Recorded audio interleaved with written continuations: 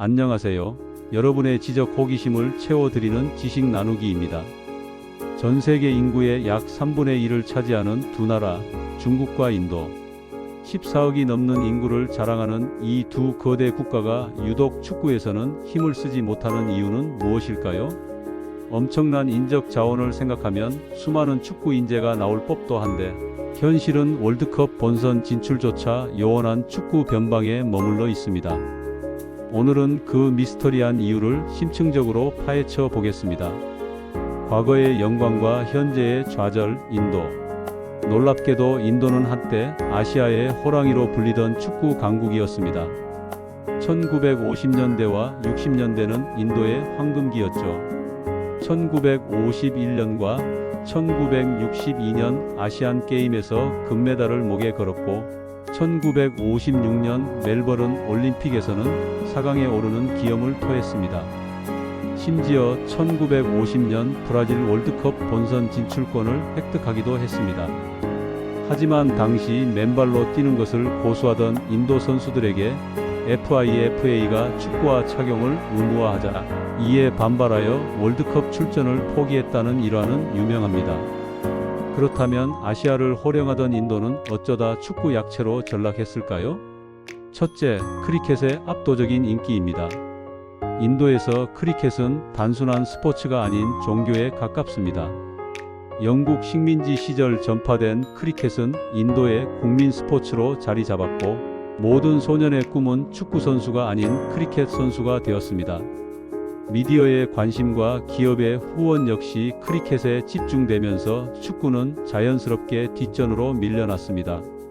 재능 있는 유망주들이 대부분 크리켓으로 향하는 상황에서 축구의 발전은 더딜 수밖에 없었습니다. 둘째, 열악한 인프라 문제입니다. 인도의 더운 날씨는 잔디 구장 관리를 어렵게 만들고 대부분의 학교나 지역 사회에는 제대로 된 축구장이 부족합니다. 인도의 잔디밭은 소를 키우고 남은 공간에선 크리켓을 한다는 말이 있을 정도로 축구를 즐길 만한 공간 자체가 절대적으로 부족한 현실입니다. 셋째, 체계적이지 못한 행정 시스템입니다. 인도 축구협회는 장기적인 비전 없이 주먹구구식으로 운영된다는 비판을 받아왔습니다. 정치인이나 축구와 관련 없는 인물들이 협회를 장악하면서 전문성이 떨어지고 유소년 육성 시스템에 대한 투자가 미흡했습니다. 이는 결국 재능 있는 선수를 발굴하고 성장시키는 데 실패하는 결과로 이어졌습니다. 거대한 투자, 그러나 초라한 성적표의 중국. 중국 축구는 공안증이라는 단어로 우리에게 익숙합니다. 오랫동안 한국의 번번이 패배하며 자존심을 구겼죠. 하지만 시진핑 주석이 축구 굴기를 선언하며 막대한 자본을 쏟아붓기 시작했습니다. 천문학적인 돈으로 세계적인 스타 선수와 감독들을 영입하고 축구 학교를 설립하는 등 대대적인 투자를 감행했습니다. 하지만 그 결과는 어땠을까요? 월드컵 본선 진출은 2002년 한일 월드컵 단 한 번에 그쳤고 아시아 무대에서도 고전을 면치 못하고 있습니다. 거대한 투자에도 불구하고 중국 축구가 성장하지 못하는 이유는 무엇일까요? 첫째, 관 주도의 하향식 정책과 단기 성과주의입니다. 중국의 축구 발전 계획은 정부 주도로 위에서 아래로 내려오는 방식입니다. 장기적인 안목으로 유소년 시스템부터 차근차근 쌓아 올리기보다는 당장의 성과에 집착하는 경향이 강합니다. 감독을 수시로 교체하고 여론에 따라 정책이 오락가락하면서 일관성 있는 발전을 저해했습니다. 심지어 대표팀 선수들을 군사훈련에 보내는 등 축구의 본질과 거리가 먼 정책을 시행하기도 했습니다. 둘째, 우물 안개구리를 만드는 자국 리그의 높은 연봉입니다. 중국 슈퍼리그는 막대한 자본력을 바탕으로 자국 선수들에게 높은 연봉을 지급합니다. 이는 선수들이 굳이 치열한 경쟁이 기다리는 유럽 리그에 진출할 동기를 앗아갔습니다. 실력 있는 선수들과 부딪히며 기량을 발전시켜야 할 시기에 안락한 자국 리그에 머무르며 성장이 정체되는 악순환이 반복되는 것입니다. 셋째, 사회문화적 요인입니다. 중국의 한자녀 정책으로 인해 소황제로 자란 세대들은 단체 생활과 협동심이 부족하다는 지적이 있습니다. 11명이 유기적으로 움직여야 하는 축구라는 팀 스포츠에서 이러한 개인주의적 성향은 치명적인 약점으로 작용할 수 있습니다.